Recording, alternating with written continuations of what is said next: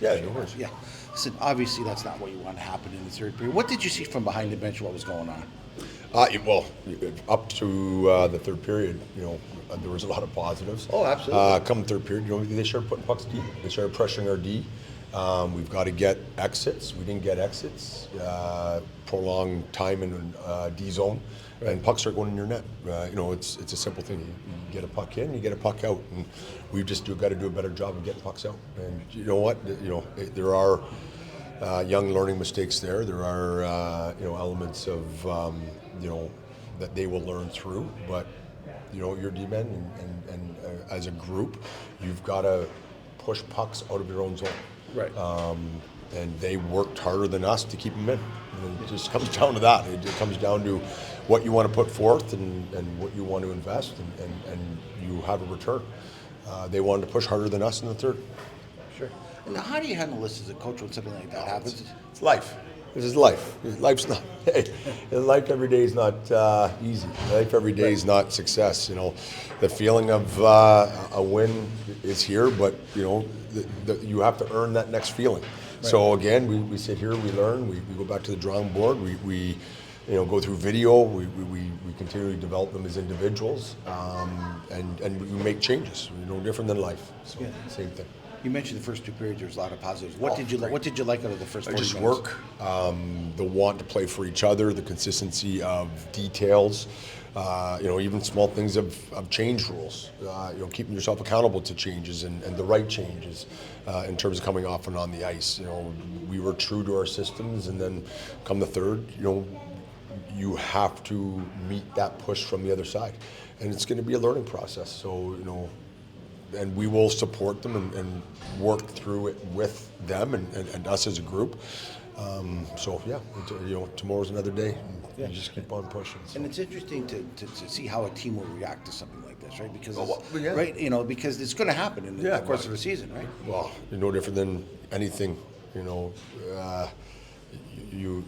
have to react. You have to make the right choices, and nobody's going to feel sorry for you. Nobody feels sorry for you. So you worry about what you can control, and what we can control is from now moving forward, and the choices that we make as individuals and as a team. So thank you so much. So did you sense a little bit extra with the players going against their old teams today on both ends? A couple things after the whistle, even after the periods, there seemed like a lot of extracurricular stuff. What do you tell the guys on the bench when it seems to be high emotion like that? Well, I think there's emotion in every game. It's a physical sport, it's a contact sport, so there's going to be elements of emotion or motion in everything they do. So I expected what we saw today. It's, again, you want to get those wins for those other individuals, especially playing against old teams. And tonight did not happen, so we'll have another opportunity at some point here shortly. So. Power play still a work in progress. What are you seeing? Yeah. What are you seeing from there, and what do you think needs to be the biggest improvement as you go forward? Well, I think for sure you need a D on the back end of it rather than 5 forwards. So that's first and foremost. And then, I would say Edgar and Ruby connected on a nice power play goal in the third, and it's just again maneuvering, finding things that work, and it's like a puzzle. You're trying to find pieces. We've got a lot of pieces and a lot of individuals that can impact on that power play. So, it's going to be an earned aspect for everyone. When you've had to do some line shifting with other guys out of the lineup and expecting other guys to step in when they have the opportunity, how are you feeling like from some of those other guys and this team are they starting to gel a little bit? Because again, they've only played 6 full games together, this whole group, and even less for the guys that are back from NHL camp. So how do you think the whole cohesiveness is going as far as you go forward with the season? I am happy if I look overall, big picture. They're a close group. They play for each other. Willing to block shots, do what's needed.